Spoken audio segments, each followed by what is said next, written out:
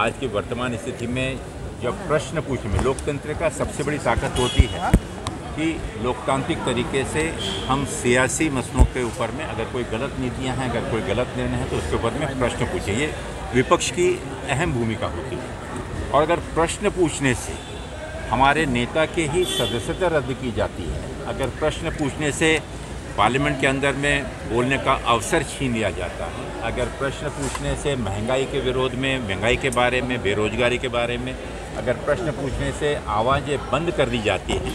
चाहे पत्रकार हों, चाहे राजनीतिक दल हो, चाहे भाजपा विरोधी कोई भी नेता हो, तो इसके विरोध में जन जन तक पहुंचाने के लिए शांतिपूर्ण तरीके से एक सत्याग्रह के रूप में लोकतंत्र बचाने के लिए ये पूरा संवाद और ये कार्यक्रम है, जिसके चलते हुए आज शाम को और पूरे प्रदेश के अंदर में शांतिपूर्ण तरीके से मशाल सत्याग्रह किया जाएगा। और कल से लेकर 16 तारीख तक प्रदेश के सभी 24 जिलों में जाकर जो सत्याग्रह की सभाएं हैं वो सभाएं की जाएगी। हमारे जितने भी संगठन, हमारे प्रमुख संगठन, हमारे सहयोगी संगठन, हमारे फ्रंटल ऑर्गेनाइजेशन, सेल्स, इन सब लोगों के माध्यम से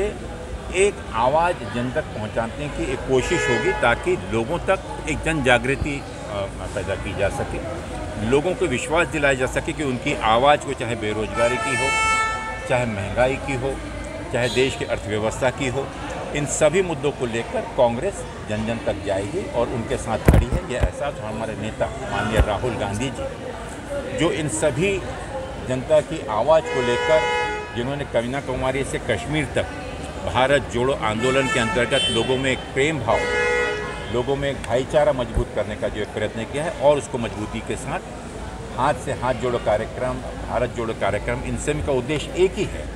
जो इस सत्याग्रह के माध्यम से